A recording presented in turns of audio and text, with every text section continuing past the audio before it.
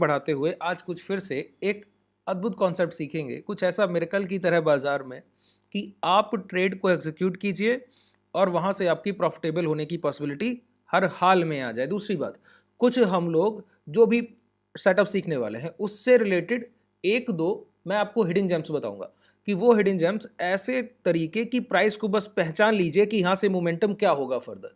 ठीक है, ये तरीके। तीसरी बात, आपको बहुत परेशानी होती है प्रॉफिट बुकिंग कहाँ करनी होती है, प्राइस में निकलना कब है, एंटर तो मिल गया।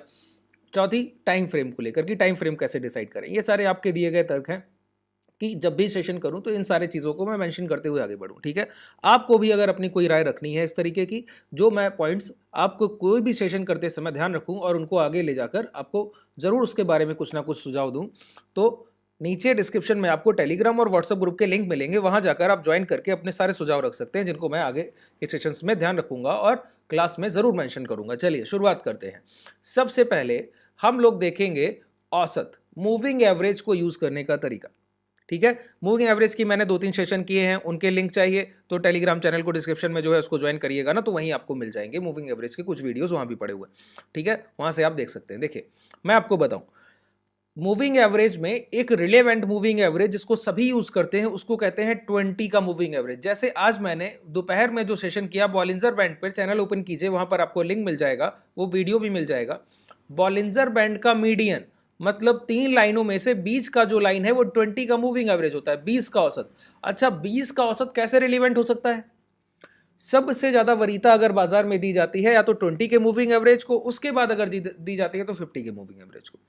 मैं 20 के मूविंग एवरेज को 50 के मूविंग एवरेज से कहीं ज्यादा आगे प्रेफर करूंगा। ठीक है, हालांकि आप किसी मूविंग एवरेज से प्रॉफिटेबल नहीं होंगे, आप एवरेज को उपयोग करने के तरीके से प्रॉफिटेबल होंगे। एवरेज तो सभी यूज कर रहे हैं, कौन प्रॉफिटेबल दिखता है आपको? आप भी जाने कब से कर रहे होंगे। ठीक है, तो उसको तरीका इंप्लीमेंट कैसे करना है, एग्जीक्यूशन कैसे करना है, वो ज्यादा महत्वपूर्ण हो जाता है। देखिए 20 के मूविंग एवरेज को रिलेवेंट बनाते हैं दो टाइम फ्रेम। पहला टाइम फ्रेम 1 आवर का टाइम फ्रेम, बिल्कुल क्लियर बोल रहा हूं, 1 घंटे के टाइम फ्रेम पर। दूसरा 1 डे टाइम फ्रेम। अच्छा, क्यों ऐसा है? देखिए 20 का मूविंग एवरेज अगर आप डेली पर यूज कर रहे हैं मतलब वो आपको 20 दिन का औसत दे रहा है, और एक महीने में टोटल नंबर ऑफ सेशंस होते हैं 22। इसका मतलब है, और एक दो हॉलीडेज और पड़ गए तो लगभग लगभग पिछले एक महीने का औसत भाव निकाल कर देता है जो डेली टाइम फ्रेम पर है, वो है 20 का मूविंग एवरेज। अच्छा, 20 के मूविंग एवरेज में जो 20 है वो एक कैंडल, दो कैंडल, एक कैंडल, जैसे एक डेली टाइम फ्रेम लगाया तो एक कैंडल एक दिन का, दूसरा कैंडल दूसरे दिन का, तीसरा कैंडल तीसरे दिन का, ऐसे टोटल नंबर ऑफ 20 होते हैं। तो टोटल 20 कैंडल्स का औसत है। तो अगर हम लोग डेली टाइम फ्रेम पर लगाएं तो 20 दिन की 20 कैंडल बनी होंगी, तो हमको 20 दिन का औसत मिल रहा है। ठीक है, तो 20 का मूविंग एवरेज क्या बता रहा है? प्रीवियस, पिछले एक पूरे महीने की खरीदारी या बिकवाली का औसत भाव बता रहा है। अच्छा एक बात बताइए, पिछले एक महीने की खरीदारी या एक महीने की बिकवाली का एवरेज प्राइस, अगर पिछले महीने, और क्लोजिंग, सोर्स क्लोजिंग रखना है, सिंपल मूविंग एवरेज यूज करना है। ठीक है, अब देखिए अगर पिछले एक महीने की क्लोजिंग, ऐसे देखिए कि 1 दिसंबर को प्राइस क्लोज किया 100 रुपए पर, 2 दिसंबर को क्लोज किया 105 पर, 3 दिसंबर को क्लोज किया 110 पर, 4 दिसंबर को क्लोज किया 115 पर। आपसे कोई पूछे 4 दिनों का औसत बताइए, आप चारों को जोड़ देंगे और डिवाइड बाई 4, क्योंकि टोटल नंबर ऑफ क्वांटिटी कितना है 4। ये औसत का तरीका हुआ ना, यही फॉर्मूला होता है। तो जो भी डेटा निकल कर आएगा, जो भी वैल्यू निकल कर आएगी, बता देंगे ये औसत भाव है। तो 1 2 3 4 चौथे दिन की क्लोजिंग क्या है? 115। औसत जो भी आएगा वो लगभग लगभग 107 108 के आसपास कहीं मिलेगा, लगभग लगभग, अमूमन बता रहा हूं, पूरी तरीके से क्लियर नहीं। ठीक है, तो 107 108 के आसपास मिलेगा। अब देखिए प्राइस की लास्ट क्लोजिंग क्या है? 115, और औसत क्या है? 107। मतलब एवरेज प्राइस के ऊपर भाव ट्रेड कर रहा है, और ट्रेंडिंग भी है। देखिए 100 से 105, 105 से 110, 110 से 115। तो ये प्राइस किस में चल रहा है? बाइंग में चल रहा है, खरीदारी में। इसको हम कहते हैं पॉजिटिव प्राइस, जो पिछले महीने की खरीदारी से एवरेज प्राइस से ऊपर चला है। मतलब अगर कोई प्राइस अपने औसत भाव के ऊपर ट्रेड कर रहा है तो उसको हम पॉजिटिव थिंकिंग से देखेंगे कि खरीदारी का अवसर ढूंढेंगे। ठीक है, अगर कोई प्राइस 20 मूविंग एवरेज के नीचे ट्रेड कर रहा है तो उसको हम लोग नेगेटिव थिंकिंग से देखेंगे, बिकवाली के औसत अवसर ढूंढेंगे, सेलिंग, शॉर्ट सेलिंग करने की कोई अपॉर्चुनिटी देखेंगे, और ऊपर है तो लॉन्ग करने की अपॉर्चुनिटी देखेंगे। बात क्लियर हो गई? पहला पॉइंट। दूसरा देखिए, मैंने कहा 1 आवर टाइम फ्रेम पर भी यूज करते हैं। 1 आवर टाइम फ्रेम पर क्यों यूज करते हैं? एक बात बताइए, एक पूरे ट्रेडिंग सेशन में कितना समय आप ट्रेड करते हैं? अगर घंटे में देखा जाए तो आप कहेंगे 6.25 घंटे, अगर पोस्ट मार्केट को मिला दे बाकी 6 घंटे। तो 3 ट्रेडिंग पिछले, मैं कहता हूं ना 3 का आंकड़ा, पिछले जब भी आप इंट्राडे में बैठी है तो पिछले 3 दिन की खरीदार और बिकवाल ने जो भी कैसे खरीदारी की, जो भी प्राइस एक्शन रहा, उसको देख कर बैठिए, वही फॉलो होगा, वही कहीं ना कहीं एक दूसरे को बार बार रिपीट कर रहे होंगे। बताया है कि नहीं बताया? तो देखिए, अगर एक दिन में 6 घंटे और 3 ट्रेडिंग सेशंस में 18, तो वही 20 के आसपास पहुंच गए। तो लास्ट 20 कैंडल्स 20 घंटों का औसत निकाल कर दे रहा है, जिसमें पिछले 3 दिन की एवरेज भाव निकाल कर दे रहा है, एवरेज प्राइस पिछले 3 ट्रेडिंग सेशन का, और उसके लास्ट ट्रेडिंग सेशन 3 दिन के जस्ट पहले के ट्रेडिंग सेशन के लास्ट 2 घंटे। मैं बताता हूं ना, amateurs open the market and professional closes the market. बाजार को हम जैसे छोटे रिटेलर ओपन करने के समय ट्रेड करते हैं, बिड करते हैं, और प्रोफेशनल क्लोजिंग टाइम पर बिड करते हैं। तो बड़े पैसे का डेटा क्लोजिंग आवर में मिलता है, मतलब पिछले 3 ट्रेडिंग सेशन का पूरा डेटा और लास्ट 4th ट्रेडिंग सेशन का लास्ट 2 घंटे के डेटा का औसत, खरीदारी या बिकवाली जो भी। तो वहां भी आवली टाइम फ्रेम के प्राइस ऊपर ट्रेड कर रहा है तो पॉजिटिव अप्रोच रखेंगे, नीचे कर रहा है तो नेगेटिव। तो आज हम लोग सिर्फ बाइंग के बारे में सीखेंगे, शॉर्ट सेलिंग भी सीखेंगे, लेकिन बाइंग पर थोड़ा सा ज्यादा फोकस रखेंगे, शॉर्ट सेलिंग भी सीखेंगे, ऐसा नहीं, ठीक है। तो बाइंग के बारे में क्या सीखेंगे कि खरीदारी कब और कैसे करनी, खरीदारी कब और कैसे करनी। तो ठीक है, तो 20 के मूविंग एवरेज को डेली टाइम फ्रेम पर सबसे पहले तो प्लॉट कीजिए, और एक हैक बताऊंगा, जब तक वो नहीं जान लेते तो समझिए कुछ नहीं जाना है, क्योंकि वो जब बनता है तो काम करता है सर, ठीक है। देखिए, यहां पर मैं आपको बोलता हूं प्राइस, एक एवरेज को इस तरीके से डिफाइन कीजिए, ये एवरेज हो गया, ठीक है, और प्राइस पहले से 20 मूविंग एवरेज के नीचे कैंडल बना रहा है, इस तरीके से चल रहा है। एक दिन प्राइस 20 के मूविंग एवरेज के ऊपर आ गया ना, आ जाने दीजिए, आ गया है, अभी कोई ट्रेड एग्जीक्यूट नहीं करना है। अब आने के बाद जब प्राइस अगले सेशन में भी चल रहा है तो भी चलने दीजिए, अभी भी कोई ट्रेड एग्जीक्यूट नहीं करना है। जब तक कोई रिट्रेसमेंट, किसी भी एवरेज के ब्रेकआउट के बाद जब तक पहला रिट्रेसमेंट नहीं होता है, कोई ब्रेकआउट के वैलिड होने के लिए हम लोग कोई एजम्पशन नहीं करते। ये प्राइस को चलना है 90 डिग्री के एंगल में, पूरा चले जाइए, मैं ट्रेड एग्जीक्यूट नहीं करूंगा, सिंगल ट्रेड। आप क्या कीजिए, आप पहले किसी भी एवरेज को ब्रेक करने के बाद, ऊपर की तरफ हो या नीचे की तरफ हो, ब्रेक करने के बाद सबसे पहला काम कीजिए, वहां पर रुकिए या फिर रिट्रेसमेंट कीजिए, थोड़ा सा लौट कर आइए नीचे की तरफ, और उस लौट के आने में लास्ट स्विंग लो नहीं जाना चाहिए। लास्ट स्विंग लो को समझिए, प्राइस इस तरीके के हायर हाइस के फॉर्मेशन में चल रहा हो, ऊपर एक 20 का मूविंग एवरेज आ गया हो, इस तरीके से प्राइस चलते हुए ये ब्रेक कर दे। ब्रेक करने पे मैंने कहा लॉन्ग नहीं करना है, लॉन्ग नहीं करना है तो फिर प्राइस गिर जाए, और गिरने के बाद लो ब्रेक कर दे, लो ब्रेक करके प्राइस बस ये लास्ट स्विंग लो जहां से प्राइस मुड़कर रिवर्स होके ब्रेकआउट की तरफ गया था और इस एवरेज को ब्रेक कर दिया था, उस एवरेज के ब्रेक करने के बाद जब रिट्रेसमेंट हो तो औसत के नीचे तो भाव आ सकता है, ध्यान रखिए, औसत के नीचे प्राइस आ सकता है, लेकिन लास्ट स्विंग लो के नीचे प्राइस नहीं आना चाहिए, लास्ट स्विंग लो के नीचे प्राइस नहीं आना चाहिए। बिल्कुल क्लियर हुआ पॉइंट? तो देखिए, पहला एक इंपैक्ट में हाई बनने दीजिए, अभी लॉन्ग नहीं करना है, प्राइस लौट के आएगा और दोबारा जाकर अगर इस हाई को ब्रेक कर दिया, अब लॉन्ग कीजिए, स्विंग लो का स्टॉप लॉस है, स्विंग लो का। आप कहेंगे ये एसएल एरिया बड़ा है, मैं कहता हूं हेजिंग सीखिए, हेजिंग सीखिए, कोई एसएल एरिया बड़ा नहीं है। आप 50 पॉइंट का एसएल लेके 50 पॉइंट का एसएल लेके 20 पॉइंट लॉस बुक करेंगे, मैं 200 पॉइंट 250 300 पॉइंट दूर अपना एसएल प्लान करूंगा तो भी 20 पॉइंट का लॉस बुक नहीं करूंगा। समझिए, ये हेजिंग होती है। अगर हेजिंग आपको सीखनी है तो देखिए, अभी मैंने जस्ट शुरुआत की है बेसिक से ऑप्शंस को सिखाने की, ऑप्शन एंड फ्यूचर को बिल्कुल बेसिक से जस्ट अभी बैच में शुरुआत की है। अगर आप जो एनरोल करना चाहते हैं तो नीचे आपको डिस्क्रिप्शन में कॉन्टैक्ट डिटेल मिल जाएगी। मैं बस बता रहा हूं कि कैसे भूमिका बना रहा हूं अभी ट्रेडर्स की, कि क्या ऑप्शन सेलिंग होती है, क्या हेजिंग होती है, सेलिंग से हेजिंग कैसे अलग है। कई लोग समझते हैं कि मार्जिन आपको 80,000 1 लाख रुपया देना पड़ता है एक लॉट को शॉर्ट करने के लिए। नहीं भाई, 30-35,000 इनफ फंड होता है आपके पास, 30 to 35,000 एक लॉट की पोजीशन के लिए इनफ फंड होता है। कोई बहुत पैसा देकर हेजिंग नहीं कर रहा है ट्रेडर्स, ऑप्शन सेलिंग को इतना कॉस्टली नहीं है, बस अभी आप तरीका नहीं समझते हैं, इस वजह से ऐसा बोल रहे हैं, ठीक है। और हेजिंग एक ऐसा टूल है कि जहां पर आप अपने एसएल एरिया को 500 पॉइंट दूर रखेंगे और ट्रेड अगर आपके फेवर में नहीं भी गया तो 500 पॉइंट अगेंस्ट जाएगा तो भी आप लॉस नहीं करेंगे। 500,000 पॉइंट आपके अगेंस्ट मोमेंटम की आप टैकल कर सकते हैं, ये हेजिंग का एक सबसे बड़ा बेनिफिट है, ठीक है। तो मैंने आपको क्या बताया, बताइए, एवरेज के ऊपर प्राइस आ जाए और इंपैक्ट में जो हाई लग जाए, दोबारा लौट के आने पर यहां पर अभी शॉर्ट सेलिंग नहीं करनी जब तक लास्ट स्विंग लो नहीं जाता, अभी लॉन्ग नहीं करना जब तक लास्ट स्विंग हाई नहीं जाता। अगर लॉट के प्राइस निकल गया तो अब लॉन्ग करना है, अब लॉन्ग करना है। बात क्लियर हो गई? बिल्कुल क्लियर है। चलिए अब देखिए यहां पर इस तरीके की लॉन्ग पोजीशन मैं आपको दिखाऊं, आइए ध्यान रखिए। जो जो कॉन्सेप्ट बताता हूं एक एक कॉन्सेप्ट पे निगाह रहनी चाहिए। देखिए अभी तक एक बार भी ब्रेकआउट नहीं हुआ, यहां पर प्राइस देखिए निकल के गया, निकल के गया, इंपैक्ट में हाई क्या लग गया ये, और मैंने कहा लास्ट स्विंग लो ध्यान कर लीजिए, बहुत ध्यान से समझिए। मैंने कहा लास्ट स्विंग लो ध्यान कर लीजिए क्या लगे, तो लास्ट स्विंग लो क्या लगे हैं बताइए, लास्ट स्विंग लो लगे हैं ये, ठीक है। लास्ट स्विंग लो क्या लग गया ये, लास्ट स्विंग लो लगने के बाद प्राइस ऊपर गया और ये जब हाई लग गया तो मैंने कहा लॉट के रिट्रेसमेंट के बाद जब लॉट के जाए तो जब इस हाई के ऊपर निकलेगा तब लॉन्ग करेंगे। अभी बताया ना कि प्राइस इस तरीके का ब्रेकआउट करे और रिट्रेसमेंट के बाद दोबारा लॉट कर इस हाई के ऊपर जाएगा तो लॉन्ग करेंगे, और लास्ट स्विंग लो ब्रेक करने से पहले पहले एवरेज के नीचे आ जाएगा, कोई तकलीफ नहीं। यहां एवरेज के नीचे आ गया ये तकलीफ नहीं है, तकलीफ ये है हाई के ऊपर नहीं निकला और लो के नीचे हाई के ऊपर निकलने से पहले आ गया। अब हाई लो के नीचे पहले आ गया ना तो शॉर्ट सेलिंग बनेगी। जब लो के नीचे प्राइस एक बार इंपैक्ट में मूविंग एवरेज को ब्रेक करे, लॉट कर आए और स्विंग लो को ब्रेक कर दे तो सबसे बड़ी शॉर्ट सेलिंग होती, सबसे बड़ी शॉर्ट सेलिंग वहां पर होती, ठीक है। तो यहां पर देखिए लो ब्रेक हो गए तो प्राइस ने एक बड़ा डाउनफॉल दे दिया। अब देखिए प्राइस में दोबारा से सेटअप बनने जा रहा है, फिर से प्राइस इस हाई को ब्रेक करके ऊपर गया ना।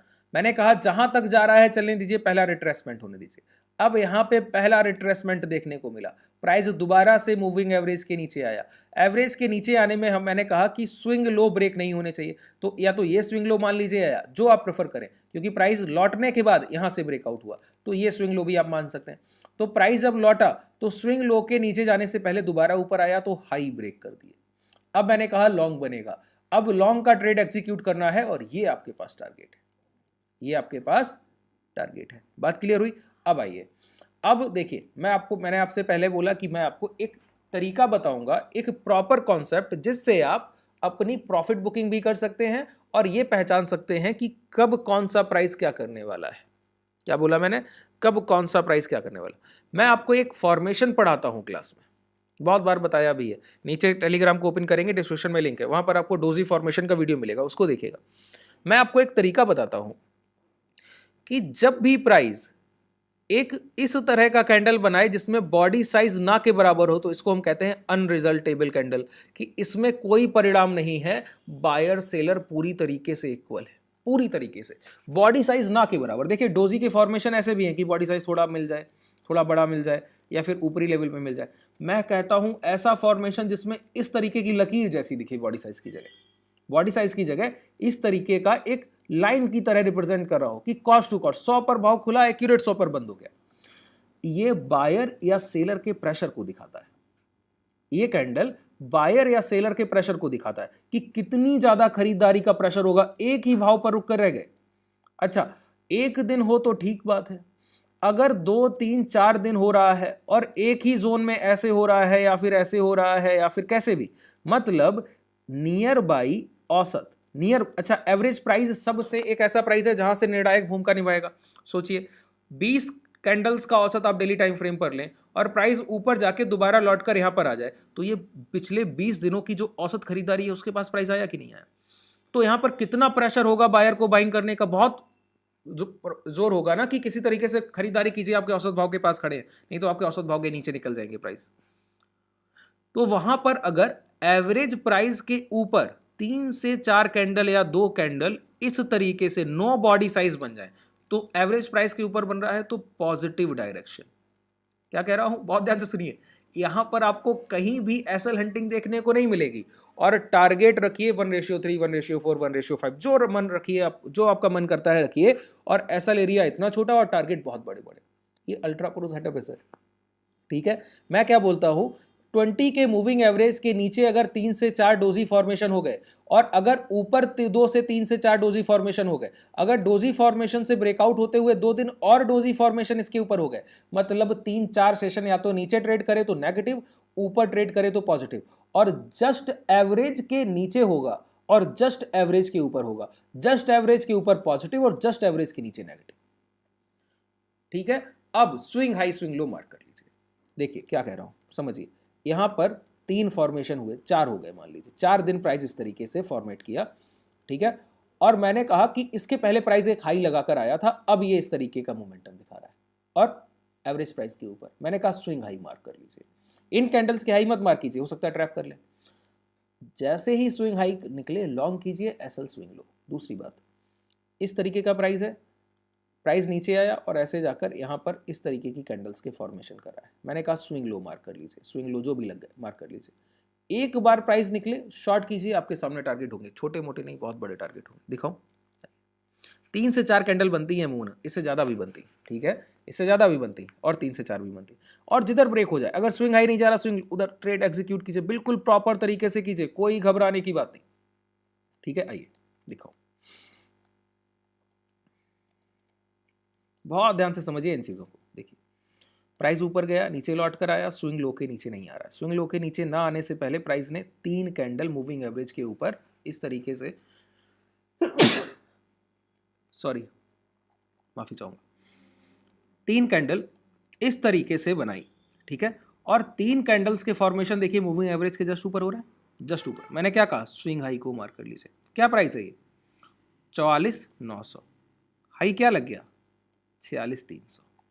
44,900 और 46,300, पूरा 1400 पॉइंट का मोमेंटम है, 1400 पॉइंट। अच्छा आइए दोबारा आइए, प्राइस गया, स्विंग हाई ये लग गए। अब प्राइस एक सेशन तो ऊपर डोजी बनाया, अगला सेशन नेट टू नेट इसी पर बनाया और नेक्स्ट सेशन लो के नीचे। अब हमारे, मैंने क्या कहा, हाई लो मार्क करके बैठिए, बस हाई लो मार्क करके बैठिए, मोमेंटम आपका है, मोमेंटम आपका है। अब हाई ब्रेक हो जाते तो लॉन्ग कर देते, लो ब्रेक हो गए तो शॉर्ट करेंगे। शॉर्ट किया, यहाँ पर शॉर्ट किया, शॉर्ट करने के बाद 43,900 का बाजार कहाँ तक गिर गया, 42,100 तक, लगभग 17-1800 पॉइंट का मोमेंटम वन साइड। दोबारा आइए, जितनी बार आप बोलेंगे उतनी बार आपको दिखाऊंगा, ठीक है। यहाँ पर एक कैंडल नीचे डोजी बना, अब देखिए यहाँ पर थोड़ा बहुत बॉडी साइज था कि नहीं था। यहाँ पर कंपेयर कीजिएगा जरा, बहुत ध्यान से देखा कीजिए। देखिए प्राइस में सब कुछ सेटअप नहीं होता है सर, चीज़ों को सीख लीजिए, वो बहुत देर तक काम आएंगी। सेटअप तो एक बार काम आएगा, ठीक है, कैंडल्स बार बार काम आती हैं। मैं कोई भी ऐसा क्लास करता हूँ जिसमें मैं आपके लॉजिक्स पर बात करता हूँ कि आपके लॉजिक क्लियर किए जाएँ, प्राइस के डेटा को आप कैसे देखते हैं, स्ट्रक्चर को कैसे पहचानते हैं, वो क्लियर किया जाए, ठीक है। तो आप उसको कम पसंद करेंगे, बहुत नापसंद कर देंगे, बहुत कम लोग उसको आखिरी तक पहुंच पाएंगे देखते देखते, है ना। और जब मैं सेटअप की बात करूं तो आप लोग आखिरी, मैं आपको बताता हूं, प्राइस स्ट्रक्चर को समझिए, भाव की परिभाषा को, लैंग्वेज को समझिए, उससे पूरी तरीके से जुड़ाव रखिए। इसके लिए मैं एग्जाम्पल भी देता हूँ, बताता हूँ कि नहीं बताता हूँ, कि अगर आप किसी अपने एक रिलेटिव के यहाँ गए और आपके परिवार के सदस्य आपके साथ है और किसी ने कोई ऐसी बात कर दी जो आपको पसंद नहीं है, आपके परिवार को पसंद नहीं, तो आप इस बात को पहचानते हैं कि मेरे परिवार के इस फैमिली मेंबर को ऐसी बात करना पसंद नहीं है, तो आपको उनका स्वभाव पता होगा कि वो कैसे रिएक्ट करेंगे। लेकिन दूसरे किसी व्यक्ति को, अनजाने व्यक्ति को आपके पास रखा जाए, आप उसके बिहेवियर को पहचानते हैं क्या, नहीं पहचानते, तो आप नहीं जानते। तो मैं कहता हूँ एक इंडेक्स को ट्रेड कीजिए और प्राइस बिहेवियर को पकड़ लीजिए कि बैंक निफ्टी ऐसे मोमेंटम करता है। तो ये बैंक निफ्टी का एक साइंस सेटअप है कि इसी तरीके का मोमेंटम होगा जब भी। अब देखिए कंपेयर कीजिए, यहाँ पर बॉडी साइज था डोजीज में, था कि नहीं था, तो मोमेंटम जब हाई के मिला तो इतना मिला। यहाँ पर जितनी डोजी बनी है बॉडी साइज ना के बराबर है, तो जब मोमेंटम मिला तो इतना बड़ा मिला। और इन डोजी में बॉडी साइज जो मैंने बताया बिल्कुल एक लाइन की तरह दिखेगा, लीनियर लाइन की तरह। अब जो मोमेंटम होगा वो कितना बड़ा होगा बताइए। तो मैंने कहा स्विंग हाई मार्क कर लीजिए, स्विंग हाई ये लगे, स्विंग हाई निकला तो 44,600 का इंडेक्स 48,600 हो गया, 4,000 पॉइंट का मोमेंटम, 4,000 पॉइंट्स का मोमेंटम। बात क्लियर हुई कि नहीं। इस तरीके से जब आप स्ट्रक्चर को देखेंगे तब आप प्रॉफिटेबल होंगे। और ऐसे में देखिए ये हिडन जेम्स है, मैंने कहा ना मैं आपको एक हिडन जेम बताऊंगा जैसे काम करता है प्राइस, इस तरीके से काम करता है प्राइस, ठीक है। आप डोजी फॉर्मेशंस को पहचानिए और नियर बाई मूविंग एवरेज बन रहे हैं, वही अनरिजल्टेबल कैंडल ही सबसे बड़ा रिजल्ट लेकर आएगी। बस स्विंग हाई और स्विंग लो को मार्क करके बैठिए और देखिए आपको कैसे प्रॉफिटेबल आप ट्रेडर बनते हैं, ठीक है। और ट्रेड करके देखिए, लाइव मार्केट में जाइए, जो जो कॉन्सेप्ट बता रहा हूं कहीं इस बाजार में देखने को मिलेंगे नहीं, किसी बुक में नहीं लिखे। प्रैक्टिकल मार्केट की अप्रोच है, मैंने ट्रेड किए हैं इतने सालों से, ठीक है। हमारे ट्रेडर्स कब से इन चीज़ों को ट्रेड करते हुए प्रॉफिटेबल, और आप लोग भी इन्हीं पर काम कीजिए, ठीक है। चलिए, कोई भी डाउट रह गया हो तो नीचे कमेंट सेक्शन में बताइएगा। और अपने जिन लोगों की आप भलाई का सोचते हैं और जानते हैं कि बाजार में बहुत कुछ उन्होंने गंवाया होगा, तो उनके साथ ये शेयर कीजिए, वो लोग भी कुछ ऑथेंटिक जानकारी को समझें, सीखें और दूसरे लोगों के साथ शेयर करें। चलिए, शुभ रात्रि, धन्यवाद।